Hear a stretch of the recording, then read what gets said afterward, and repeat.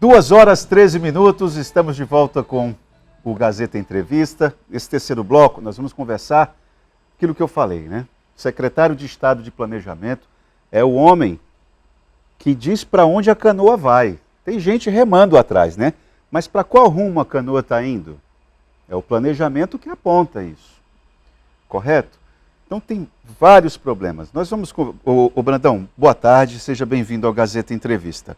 Boa tarde. Antes de falarmos, porque o secretário Brandão, a primeira vez que a gente combinou, a segunda vinda dele aqui, o que estava na agenda, no nosso planejamento aqui, era falar dos 100 dias de governo e tal, mas aí a agenda dele não permitiu.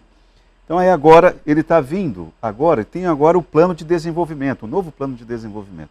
Vamos já falar sobre isso, mas é que eu quero abrir a entrevista com você fazendo uma pergunta da dona Angélica. Ela é servidora pública do Administrativo da Secretaria de Estado de Segurança. Ela diz o seguinte, olha, boa tarde, Itaã. Quero perguntar para o secretário de Planejamento, Coronel Ricardo, sobre a situação dos funcionários da Sejusp, da administração. Ele há muito tempo sabe dessa situação e nunca procurou ajudar a categoria. É muito humilhante, nós com 38 anos prestando serviço para o Estado e ganhando um salário mínimo. A Secretaria de Segurança só visa, diz ela, a Polícia Militar e a Polícia Civil, etc. Os administrativos não têm valor algum. Dona Angélica que está falando isso. Então, dona Angélica, essa situação desses servidores não são só da Secretaria de Segurança Pública. Então, tem um conjunto de servidores dentro do Estado, contratados no final da década de 80, início da década de 90. Exatamente. É um grupo já mapeado e durante muito tempo se discutiu alguma solução para tentar reverter a situação de salário deles. Então, realmente, você tem dois níveis de salário bem diferenciados. Desde 2019, quando o governador Gladys esteve na Sejusp, ficou de construir uma solução para essa situação. Então, desde então, vem demandando a CEPLAG, então, nos 4 primeiros anos de gestão. E até então a gente ficava meio com dificuldade em razão do limite prudencial do Estado, que não permitia a concessão de benefícios. De sorte que no fechamento do relatório do terceiro quadrimestre de 2022, a situação se reverteu. Então a gente baixou do limite prudencial. Então nesse momento tem algumas categorias em discussão acerca do que poderá ou não ser feito a favor deles. Então essa semana é a semana limite que a gente tem para resolver situações como essa da dona Angélica e de tantos outros servidores que têm salários hoje abaixo de um salário mínimo. Então, exatamente. Inclusive amanhã, Brandão, vai ter uma manifestação em frente à Assembleia justamente com pessoas iguais à dona Angélica. Eles vão querer pressionar para ter reajuste, ganho real.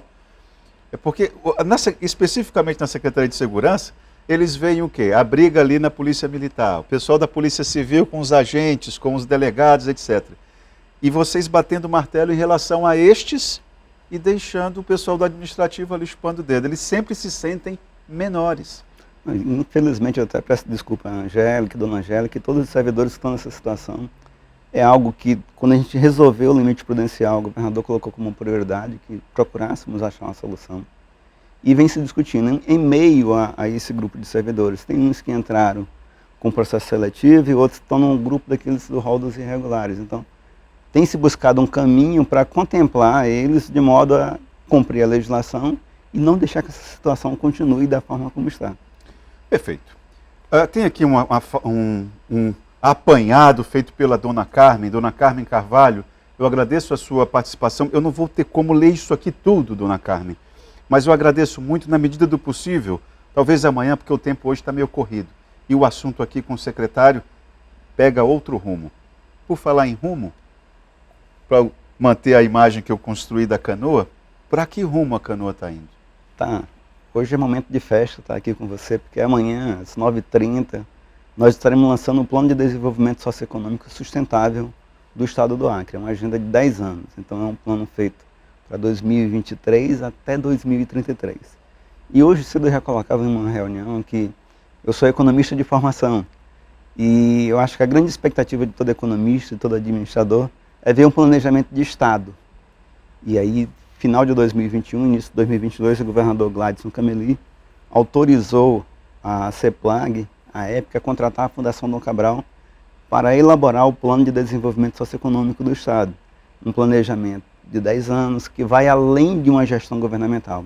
A mensagem era bem clara, era deixar todos cientes de que a gente estava pensando no Estado e não no governo. E conseguimos superar essa etapa, em seguida veio o plano estratégico do governo, que também já está sendo entregue amanhã, e isso indica um novo norte para o Estado do Acre. Vi a vereadora aqui anteriormente falando de emendas parlamentares, captação de recursos. Até então, sem um plano de longo prazo, você finda captando o recurso, no entanto, nem sempre esse recurso é investido de maneira estratégica. E a partir de um direcionamento estratégico, de um olhar de mais temporalidade, de 10 anos, você consegue enxergar onde você quer chegar, e a partir daí todos os esforços do poder público passam a ser carreados nessa direção. Quem participou da construção desse documento? Olha, mais de 120 instituições públicas e privadas foram chamadas para participar, todos os poderes foram chamados, as universidades, as federações, todas ligadas ao Sistema S, Embrapa, sindicatos e pessoas da sociedade. Então foram chamados a contribuir.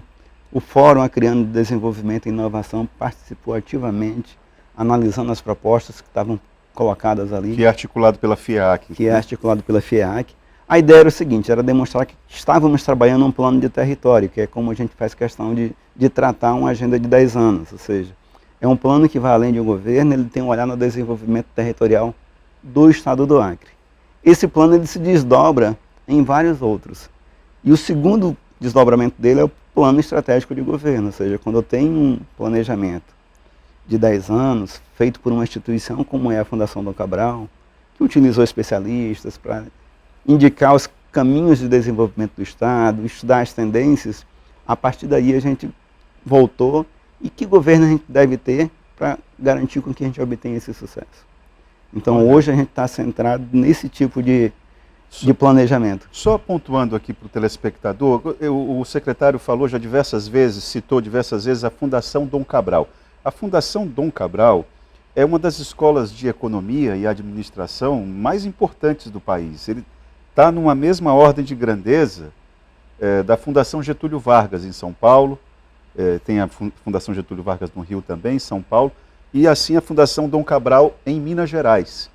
Então, o que ele está dizendo é que foi a Fundação Dom Cabral que costurou, não é, o que pensam essas 120 instituições que, segundo o secretário, participaram da elaboração desse documento que vai ser apresentado amanhã. Secretário, tem aqui o professor Farias, está lhe perguntando. Boa tarde, Taam. Pergunte para o secretário o que ele tem contra a categoria da educação. Cadê o auxílio internet que o governador prometeu renovar? Já estamos indo para maio e esse auxílio não sai. Olha, lamento muito, eu não tenho essa resposta. Certamente é o secretário de Educação, ele deve ter as explicações. Mas o planejamento não referenda isso. Porque essas são discussões que são feitas diretamente com recursos dos 25% constitucionais da educação. O Brandão, como é que é o nome do documento que vai ser lançado amanhã? Plano de Desenvolvimento Socioeconômico e Sustentável, Agenda Acre 10 anos. Isso me surpreende. Eu nunca imaginei que no governo Gladson Cameli fosse ter uma... Primeiro que um plano para 10 anos, para além do mandato de Gladson, é algo que eu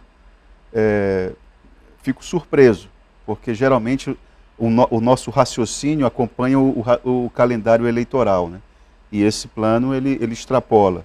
Isso, então a grande preocupação nossa era olhar o Estado no longo prazo. Então normalmente as gestões públicas, seja elas municipais, estaduais ou até federal, nesse momento tem uma crítica pesada contra o governo federal, que o governo não tem rumo.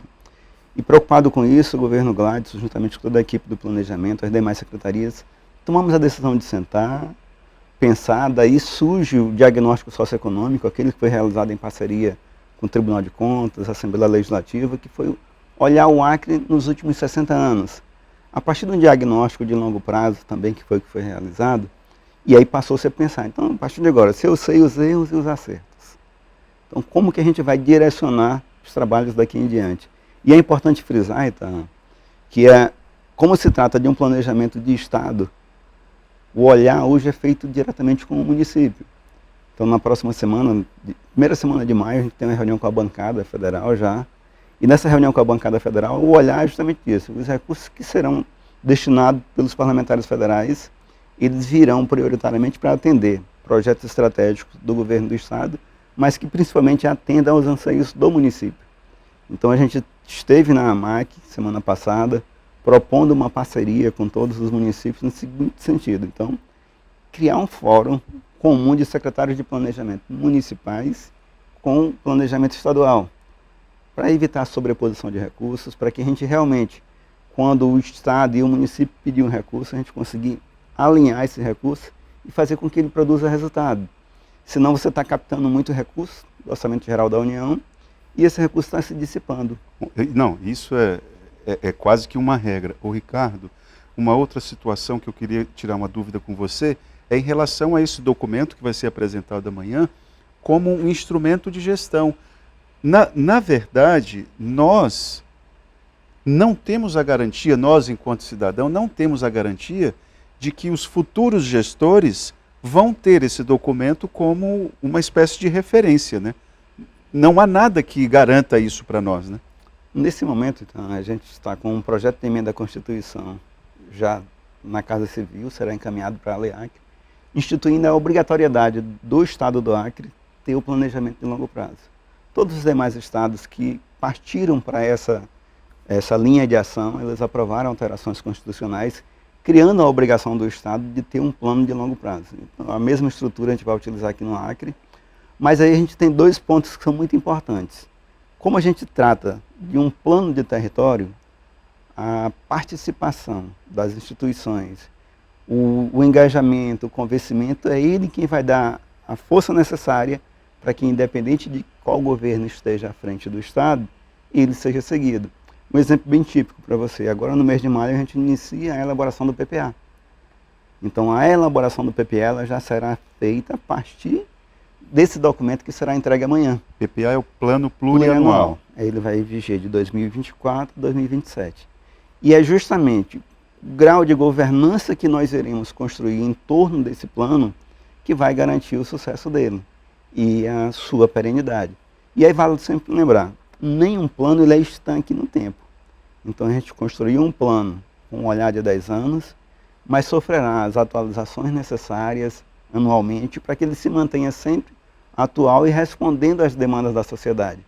O importante é um plano de 10 anos, um plano estratégico de governo, um plano plurianual e a partir daí cada secretaria ela vai ser alicerçada com seus planos estratégicos de gestão. E a vigilância, aquilo que você falou dos secretários municipais estarem conversando com o secretário de Planejamento do Estado, para que, embora os ajustes que são necessários serem feitos, não é? O plano não pode ser estanque, mas também não pode ser tão maleável ao ponto de você trocar o rumo. O rumo, exatamente, senão a gente vai ficar eternamente igual às emendas parlamentares, né? E preocupado com isso, a metodologia da Fundação do Cabral e das demais instituições que atuam na área, elas são muito robustas. Então, para você ter ideia, na hora que você desce no segundo nível, que é o plano estratégico de governo, você começa a definir os projetos estratégicos, quais os indicadores que vão permitir você aferir se os projetos estão produzindo os resultados e a parte que é mais importante, que é o órgão colegiado, que vai ficar responsável e guardião por acompanhar a aplicação dos recursos, a manutenção daqueles projetos que foram pactuados. Um exemplo bem claro para você. Está dentro do plano estratégico de governo, baseado na Agenda Acre 10 anos, o projeto estratégico de ampliação e melhoria da qualidade de moradia das pessoas. Então tem lá uma meta que vai dizer quantas casas deverão ser produzidas no ano de 2023, 2024, 2025. E aí todos os esforços da equipe de governo, junto à bancada federal, junto a organismos internacionais e nacionais, será para garantir com que aquela meta produza os resultados. Então, de imediato, quando nós iniciamos a discussão, ficou patente que o problema da moradia era uma prioridade da população e do governo como um todo. Então, paralelamente, a gente já iniciou tratativas com o governo federal, iniciamos tratativa com a Caixa Econômica para captar recursos, para iniciar a construção das casas. Agora, tem horas que o governador não ajuda, né? Na hora que ele fala 18 mil casas, Brandão, aí... 18 mil casas, preste atenção. Tá, a questão de assessoria nessas horas ela é muito importante. Então, Infraestrutura é uma área muito delicada. Construção de casas populares é mais ainda, porque não é construir uma casa, é construir um conjunto de habitações, seja no formato de unidades residencial tipo casa, ou seja no formato de apartamento. A capacidade de execução disso ela é muito limitada.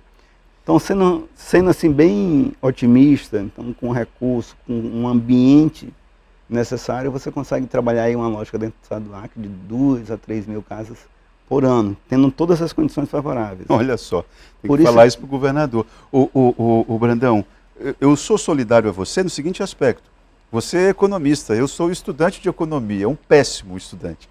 Mas porque eu valorizo o planejamento, ou pelo menos tento valorizar.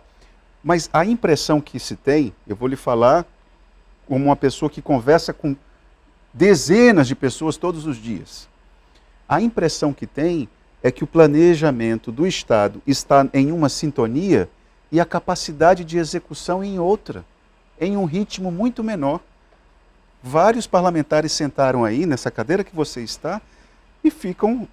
Eles não falam como eu vou falar agora, mas eles dizem o seguinte, olha, trocando em miúdos, olha, a gente consegue emendas lá, mas a coisa não se executa aqui. Eles não falam nesse tom, porque eles são mais diplomáticos. Eu estou sendo mais claro para que você possa rebater. Tá, a gente tem que reconhecer onde tem falhas. E o Estado do Acre ele tem uma limitação na sua capacidade de execução de convênios. Um exemplo bem típico para você. Se você acessar o site do Ministério da Economia, nós somos o terceiro melhor estado em excelência na gestão de convênios. Então, todo um rio... Terceiro melhor? Terceiro melhor. Para você ter ideia da questão de como o Brasil se encontra. Esse país no entanto, no item execução, então a gente está algumas casas bem atrás. E quando tange para a execução, aí vem uma das soluções que a gente tem dentro do plano de desenvolvimento socioeconômico, que é a implantação de um escritório de projetos, que visa justamente priorizar. O mesmo gasto de energia que eu tenho para executar um projeto de 10 milhões é o que eu tenho para executar o projeto de 1 bilhão. Puxa. É o mesmo dispêndio. É uma licitação, envolve toda a equipe. Então, uma gestão pública ela precisa fazer prioridades. Então, recentemente, agora, já dentro do âmbito do plano de desenvolvimento, bem orientado pelo governador, a gente passou a discutir com todos os órgãos. Então, a prioridade é recurso captado tem que ser executado. Brandão, nosso tempo acabou. Vai ser onde o lançamento do... Auditório do TRE, às 9h30 de amanhã. Auditório do TRE, às 9h30 da manhã. Amanhã, o Acre para daqui a 10 anos. Que Acre nós queremos daqui nos próximos 10 anos? Documento importante. Brandão, muito obrigado, parabéns. Bom trabalho para você. Muito obrigado, Itaã. É o nosso agradecimento. Bom, lembrando que o terceiro bloco do programa é sempre o oferecimento da Verágua, a água mineral dos acreanos. Nós voltamos amanhã.